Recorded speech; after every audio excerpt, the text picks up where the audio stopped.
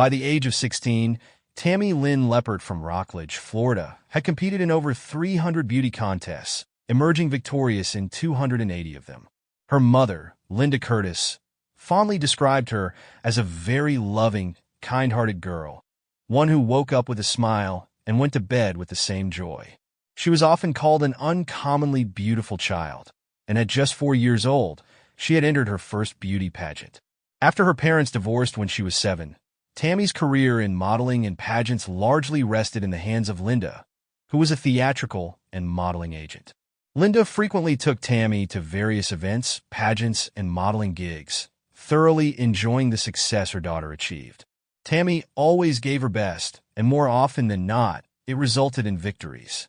Wing Flanagan, one of Linda's clients, had moved into their house when he was just 11 years old. Over time, he and Tammy developed a sibling-like bond.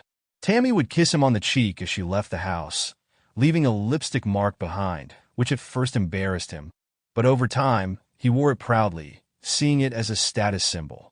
In July 1982, Tammy was cast in the teen exploitation film Spring Break, which went on to gross nearly $25 million at the box office. After filming wrapped, she attended an out-of-town party alone. When she returned, something about her had changed.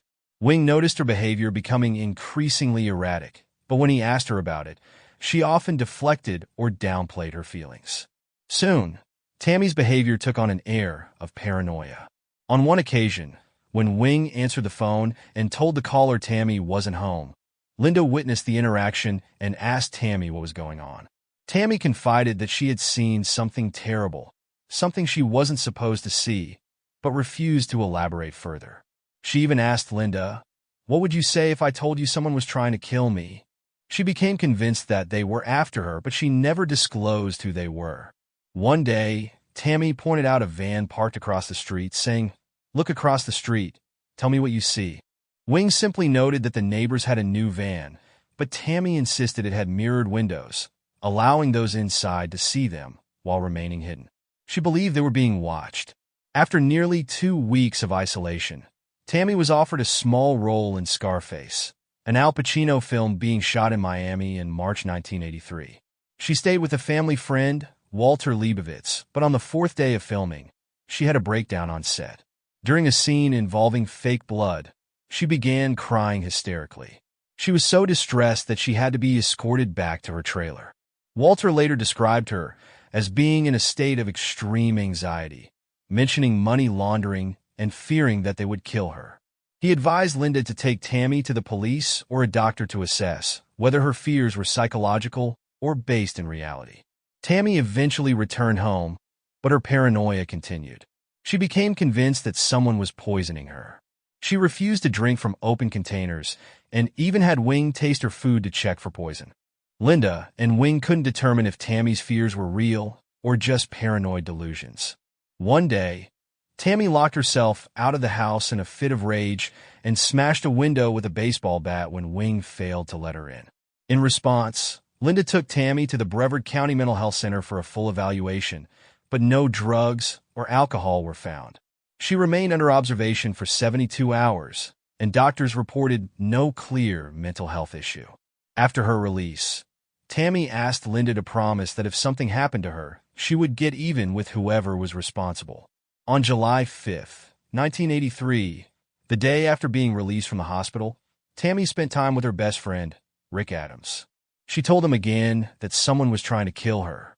That afternoon, she went to church, crying uncontrollably, and made plans with Rick to meet again the next day.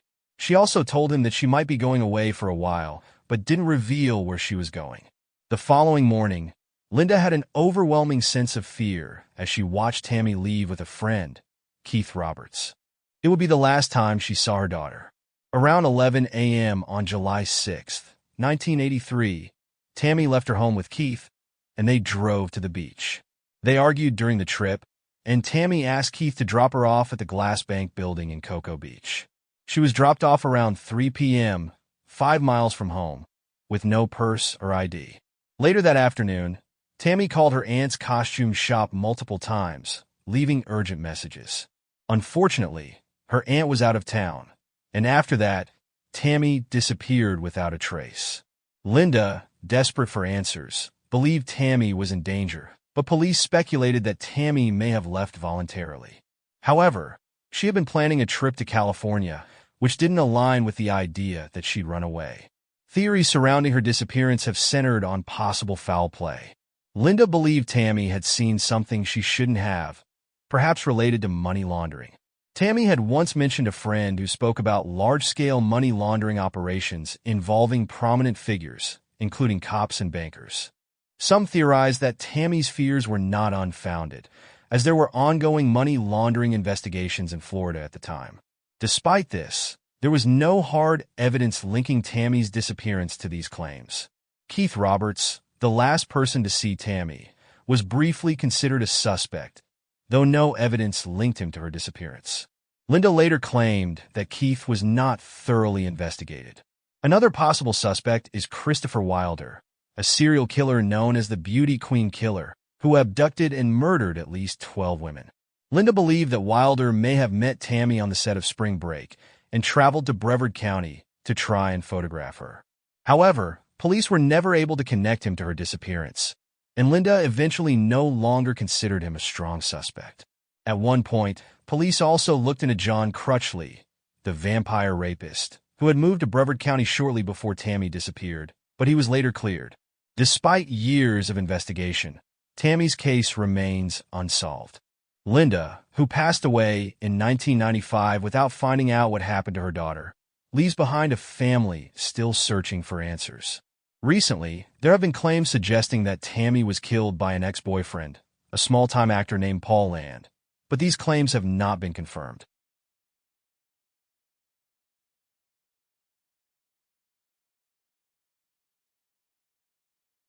Vicky Lee Davis was last seen in Chipley, Florida, on March 15, 1987. That evening, after work, she came home, did laundry, and had phone conversations with both her mother-in-law and her husband, Douglas Earl Davis. According to her husband, their conversation was the last time he heard from her. The following day, Douglas reported Vicky missing, claiming she had left a note stating she was going to work at a McDonald's restaurant. However, when investigators followed up with her co-workers, they revealed that Vicky was not scheduled to work that day.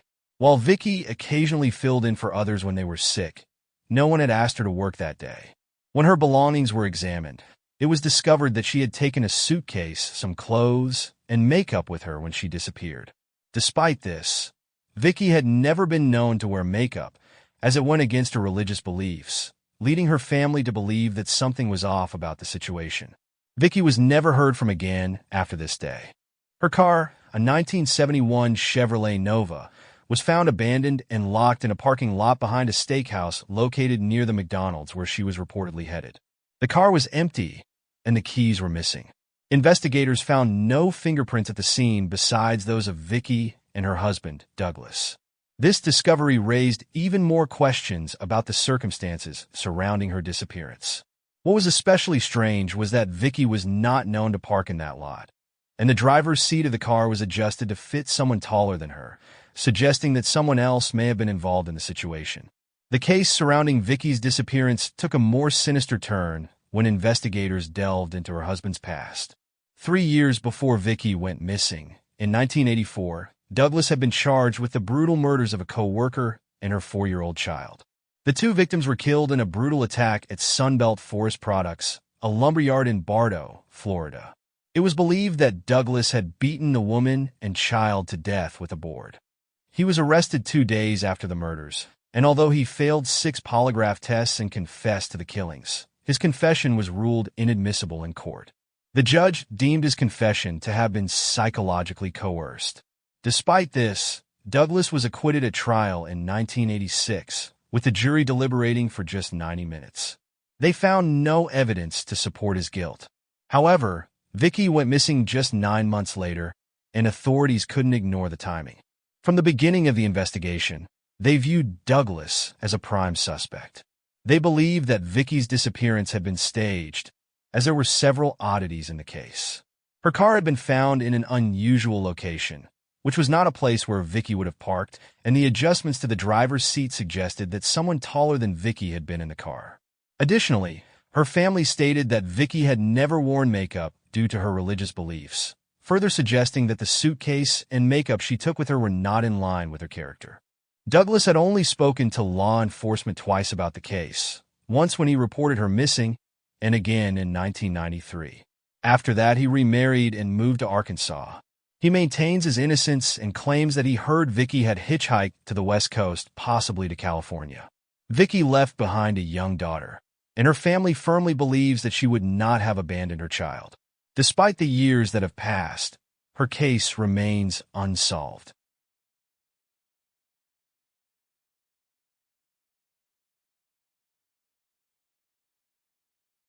Margaret Dash was last seen on June 14, 1974, when she left her home in the 1100 block of Wildwood Street in Clearwater, Florida, to buy medicine for a sick relative. She has never been heard from again. The following day, her husband reported her missing, and he passed a polygraph test in connection with the case, ruling him out as a suspect. Margaret had borrowed her teenage daughter's car, a white two-door 1971 Oldsmobile Cutlass with a Florida license plate number 4W50436 and a missing left front hubcap. A month later, the car was found abandoned in a parking lot in St. Petersburg, Florida, but there was still no sign of Margaret. She left $8,000 behind in her checking account, which raised further suspicions about the circumstances surrounding her disappearance. Authorities believe that Margaret's case may be linked to the disappearances of two other women, Donielle Johnson and Retha Hires. All three women had been involved with Cleveland Hill Jr., a married asphalt contractor and former minister at the Dash family's church at the time of their disappearances. Hill had admitted to Margaret's husband about the affair and apologized, but the relationship continued for months after that. Eventually, Margaret decided to end the affair, but she told her husband that when she tried to tell Hill, he threatened to kill her. Hill's violent past only deepened suspicions about his involvement. In 1968, Hill shot his wife and mother-in-law, severely injuring them both. After his wife left him, Hill shot the two victims multiple times at his in-laws' home. They survived, and Hill was sentenced to 5 years of probation for the assault, but he violated probation and served a year in prison. Despite his violent history, his wife reconciled with him, remarrying him 2 weeks later, influenced by the teachings of their Pentecostal church, which did not condone divorce. His wife still carries a bullet in her neck from the attack and later revealed that when she inquired about the missing women, Hill ominously told her, "If you keep messing with me, I will tell you what happened to those women. I can make people disappear." Hill was convicted of drug trafficking in 1992, and he was released from prison in 2008. He passed away from cancer in Virginia in 2018, but he was never charged in connection with any of the disappearances of the women. He maintained his innocence throughout his life, and while there was no direct evidence linking him to their disappearances, authorities continue to suspect foul play. The missing women did not know each other, and no clear connection between them has been found other than their shared association with Hill. Despite this, foul play is suspected in all three cases, and Margaret's disappearance, along with the other two unsolved mysteries, remains open and unresolved.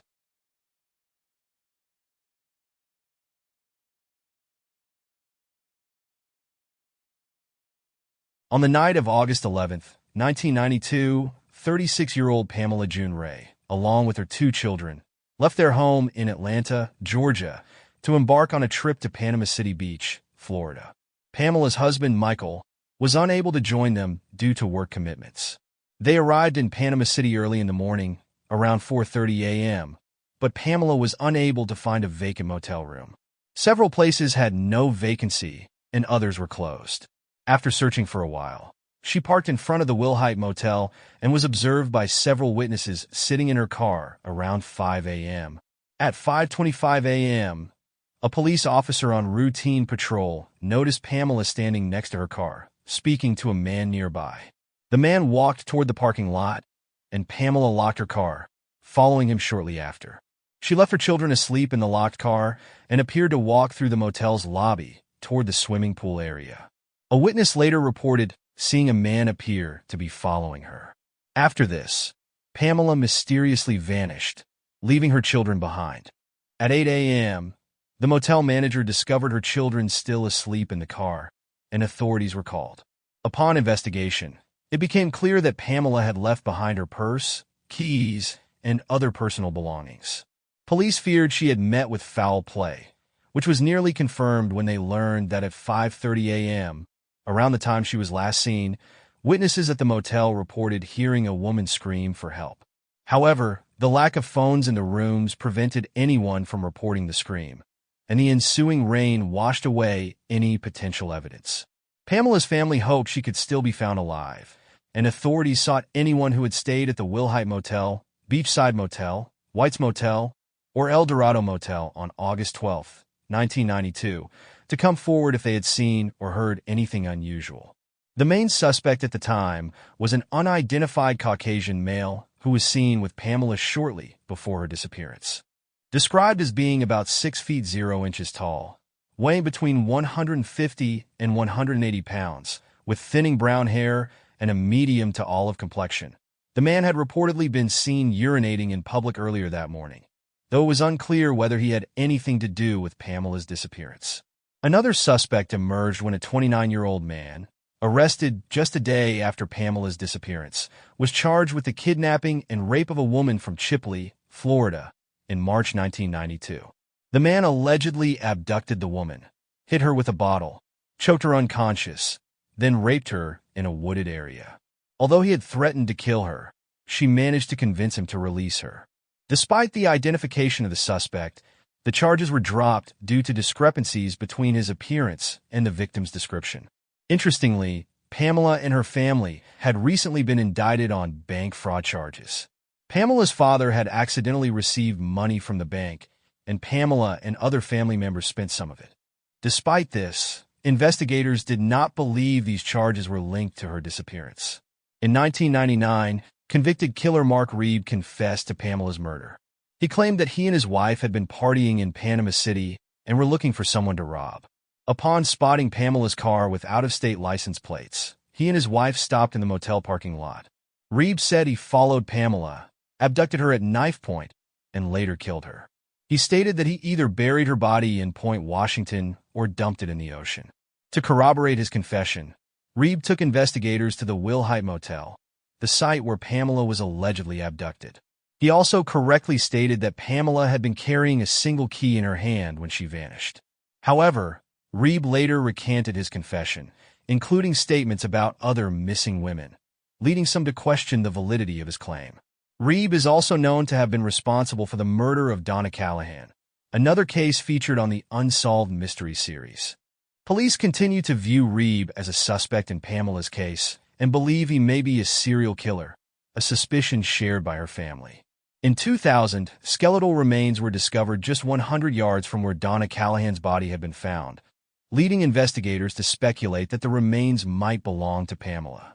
However, DNA testing later ruled out the connection.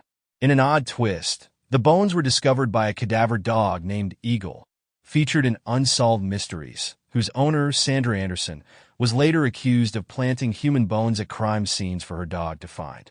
In 2019, Pamela's sister, Rhonda, made contact with Reeb's daughter, Yelena.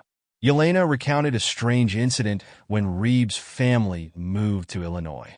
They were asked to dig large holes on a family property, which Reeb filled with large trash bags from Florida. Yelena believes these bags contained the remains of Reeb's victims, and Rhonda and Yelena also suspect that Reeb's wife may have been wearing a ring that once belonged to Pamela. Investigators looked into these claims, and in July, they searched the Illinois property but found no evidence of human remains. Despite these developments, Pamela's disappearance remains unsolved.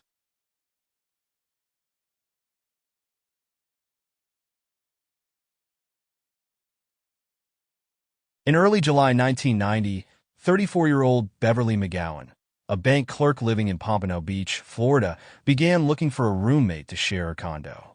She soon found a potential candidate in a British woman named Alice. Alice drove a nice car and appeared to be a successful career woman, something Beverly admired. They also shared an interest in the New Age movement, particularly numerology, which further bonded them.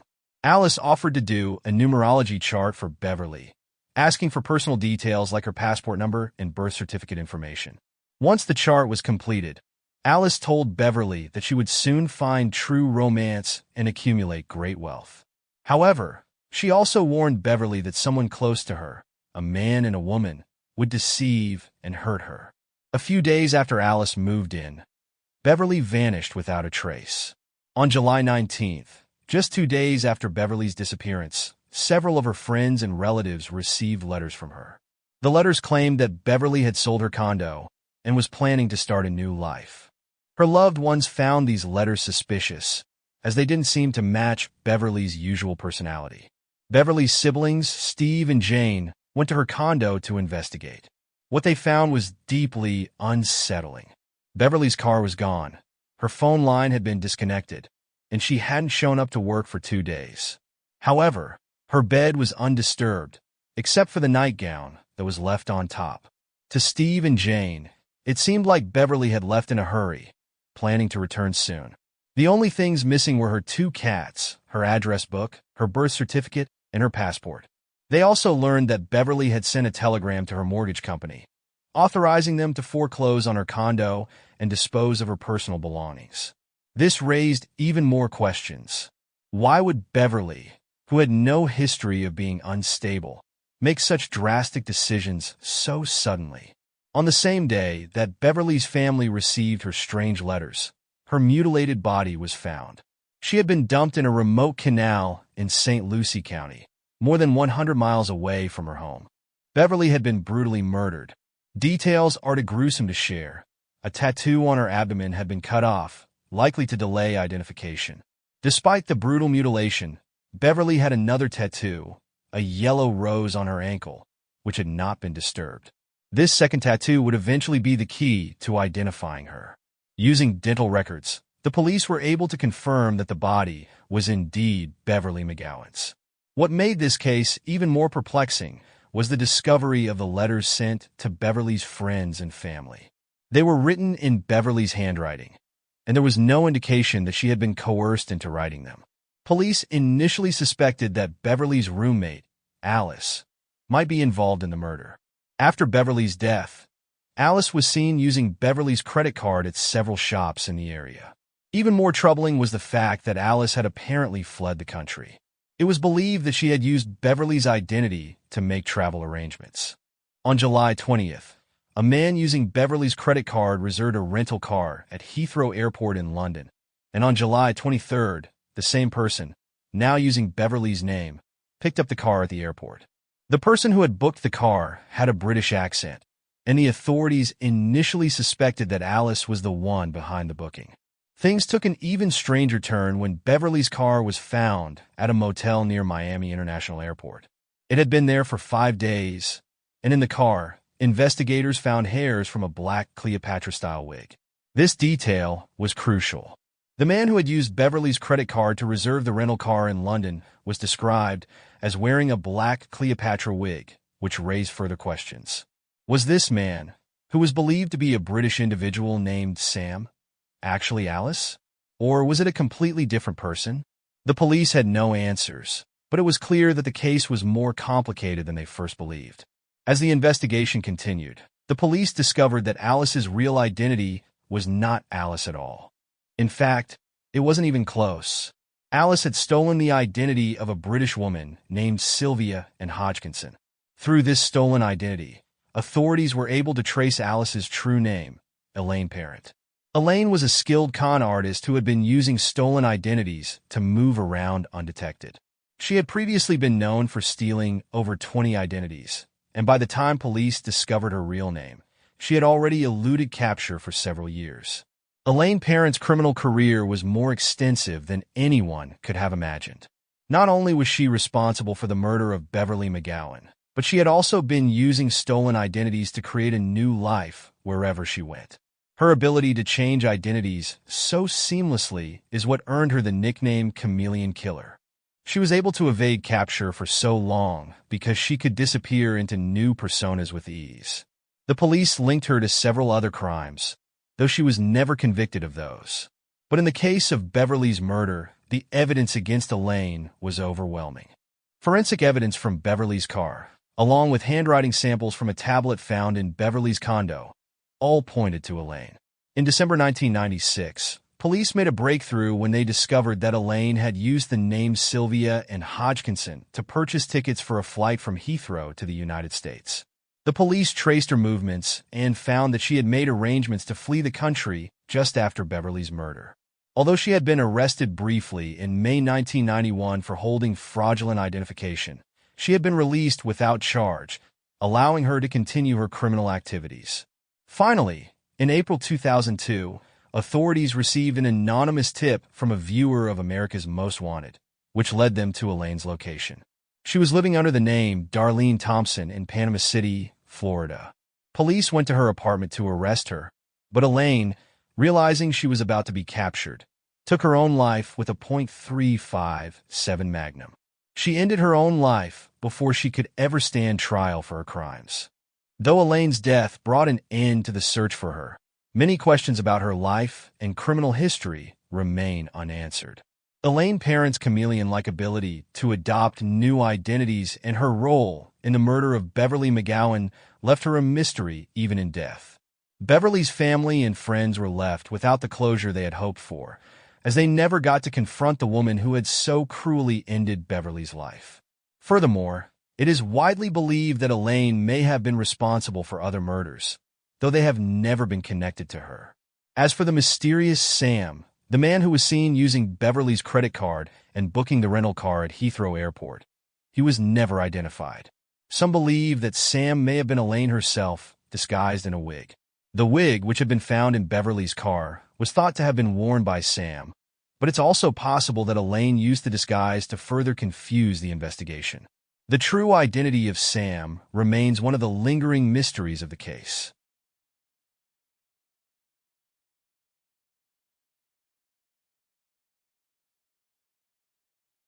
Michael Davis was last seen in Jacksonville, Florida, on June 26, 2007. On that day, he called his employer, Megabytes Computers, and informed them that he was taking the day off to take care of some personal matters. Early that morning, he left his sister's home and took a taxicab to Jack's Jewelry and Pawn Shop, where he purchased a shotgun, which he placed in a duffel bag. After making the purchase, he left the pawn shop on foot. Davis left behind all of his personal possessions, including his book bag, laptop, and a blank check from his father, which seemed unusual. He was believed to have been carrying about $1,000 in cash when he disappeared. Just 2 weeks before his disappearance, Davis had been arrested and charged with misdemeanor marijuana possession and driving with a suspended license. His car had been impounded, and he spent the night in jail before a relative bailed him out. His license had been suspended because he failed to pay several traffic tickets, and after his release from jail, he had attempted to pay the fines but encountered difficulties. The tickets had been issued in Tallahassee, Florida, and Davis did not have transportation to get there. Davis's family believes that he may have caught a ride to Tallahassee with an unknown friend the day he went missing, though this has never been confirmed. At the time, Davis was deeply upset and ashamed of the arrest and had spoken to some of his friends about seeking medical attention for depression. On July 5th, a witness reported seeing a man who resembled Davis at a car lot on US 27. The man, who was reportedly hungry and dehydrated, asked the witness for water and mentioned that he had not eaten for 2 days. The witness offered him food and water. The man may have been hitchhiking, and he told the witness that he was trying to find a hospital or another place where he could receive treatment for his depression. It has not been confirmed that the man the witness saw was Davis, but the resemblance raised suspicions. Davis was described by those who knew him as a kind, loving, and well-mannered man who was close to his family in 2007. He was good with computers and enjoyed fishing. His family stated that while he occasionally smoked marijuana, he did not use other illegal drugs. Since Davis's disappearance, there has been no activity on his cellular phone or his bank accounts, leaving his family with few clues as to his whereabouts. His loved ones have expressed concern that he may have taken his own life, but no concrete evidence has surfaced to support this theory. The mystery surrounding Michael Davis's disappearance remains unsolved.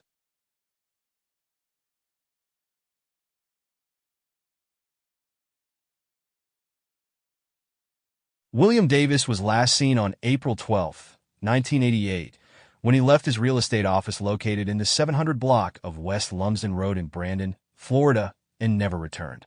Later that same day, he showed a man named Larry Wilson a house in the Woodbury Estates subdivision, located in the 900 block of Winchester Court. After that, Davis vanished without a trace, and he has not been heard from since.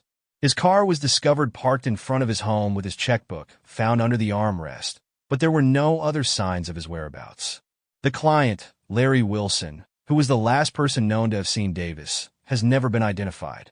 A sketch of Wilson is included in the case file. Wilson was described as a Caucasian male in his mid-30s, about 5 feet 9 inches to 5 feet 10 inches tall, weighing between 170 to 180 pounds, with thinning brown hair and a medium to olive complexion. He reportedly told Davis he was from Houston, Texas. Despite this description, Wilson's true identity has never been confirmed, and no additional information has been found that would explain his involvement in Davis's disappearance. At the time of his disappearance, Davis was living alone in the Charleston Landing Apartments, located in the 900 block of Delaney Circle in Brandon. His mother, who lived in Tampa, Florida, grew concerned after she was involved in a car accident and couldn't reach him. She later discovered that he had missed a scheduled dental appointment and had not shown up to work for several days. She immediately reported him missing on the evening of April 15, 1988, marking the beginning of the investigation. As authorities investigated further, they discovered evidence of a violent struggle in the bedroom of the Woodbury Estates house where Davis had shown the property to Larry Wilson. Bloodstains were found, and it was later determined that the blood was Davis's type. Shockingly, the blood also tested positive for HIV infection, a fact that Davis had only recently learned a week before his disappearance when he was diagnosed as HIV positive. The discovery of the blood and the fact that Davis's disappearance followed such a suspicious pattern led authorities to suspect foul play in the case. Despite the efforts to uncover more information, no clear answers have emerged, and the circumstances surrounding Davis's disappearance remain a mystery. His case is still unsolved, leaving his family and loved ones searching for the truth. The identity of Larry Wilson and the events that transpired on the day of Davis's disappearance continue to be critical pieces of the puzzle.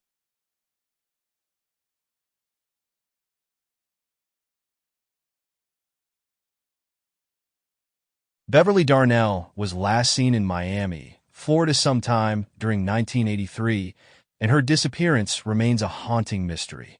Raised in Maryland, Darnell had a troubling history of vanishing without notice for extended periods of time, sometimes disappearing for months at a stretch.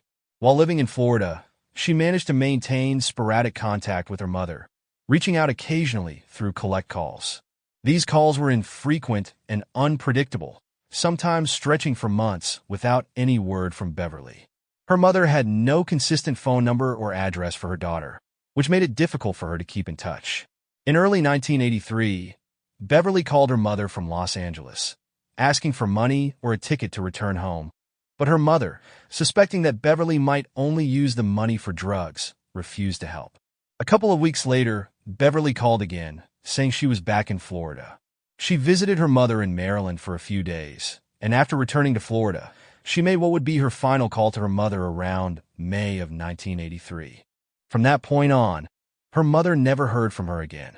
The last recorded activity on her Social Security number was tied to a fast food job she had in Miami in 1983, but after that, there was no trace of Beverly. In the weeks following her disappearance, several of Beverly's friends contacted her mother, telling her they had found some of Beverly's belongings and were unsure what to do with them. These friends all mentioned that they hadn't heard from Beverly in a long time and had no idea where she was. Despite the mounting concern, Beverly's mother never filed a missing persons report, fearing that the police would dismiss it due to Beverly's age and her unconventional lifestyle. However, the case has now been taken up by Maryland police, who are investigating the unsolved mystery, but as of now, there has been no sign of Beverly since 1983. The case remains open,